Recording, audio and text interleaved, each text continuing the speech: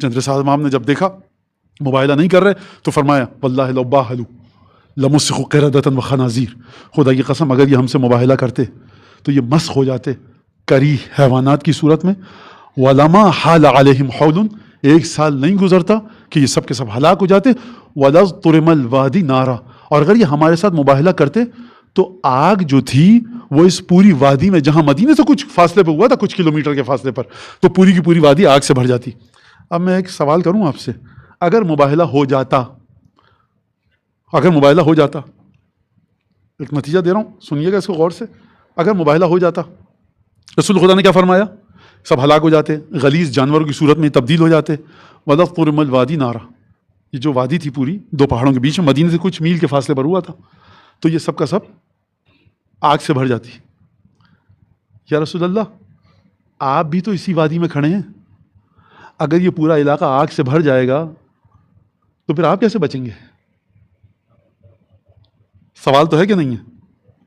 اس کا مطلب یہ ہے کہ ان کا وجود ایسا ہے، جب خدا جناب ابراہیم کو آگ جل رہی ہو، اچھا یہ مت سمجھیے بچوں سے کہا تھا پھول پتے نکل آئے تھے اور مینا اور بلبل چہچہا رہی تھی، آگ آگ تھی، جلانے کی حیثیت کو خدا نے چھین لیا تھا۔ وہ ابراہیم ہیں، لعنت خدا کے مالک نہیں ہیں، یہ پنجتن لعنت خدا کے مالک ہیں، یہ آگ کے درمیان بھی چلے جائیں تو مجال نہیں ہے آگ کی کہ ان کو چھو سکے۔ دوسرا نقطہ اسی آیت سے، اسی واقعے سے، اسی رسالت مآب کی حدیث سے، کہ اگر یہ مباہلہ کرتے نہیں کیا، اگر کرتے، اچھا کرتے تو کیا کہتے؟ خدایا تو ہاتھ اٹھاتے، ابتہال گڑ گڑا کر دعا کرتے نصارہ، پروردگار پنجتن پر جو جھوٹے ہیں ان پر لعنت بھیج۔ آیت کا نقطہ بڑا لطیف ہے، نجل لعنت اللہ علی الکاذبین۔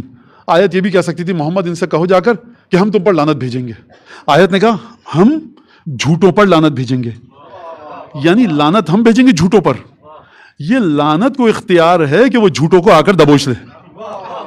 توجہ فرمائی آپ نے؟ اچھا اگر یہ لعنت کر دیتے، مباہلہ کر لیتے تو کیا ہوتا؟ یہی کہتے کہ پروردگار یہ جھوٹے یہ ہیں، نیت تو یہی کرتے نا نصارہ کہ یہ جھوٹے ہیں، پنجتن جو آئے ہیں تو ان پر آگ کو بھیج۔ رسول خدا نے فرمایا آگ ان پر آ جاتی۔ یہیں سے پنجتن کی حیثیت پتہ لگی، ذرا سا بھی میل، ذرا سی ناگواری، ذرا سی کراہیت، ذرا سا بال ان کے خلاف دل میں آئے، وہ مصیبت خود تمہارے اوپر آئے گی مصیبت بن کے۔ یہ ان کی خاصیت ہے۔ اب یہاں سے آپ سمجھے کہ جو اتنا شدید حکم ہے ہمیں محمد آل محمد پر درود بھیجنے کا۔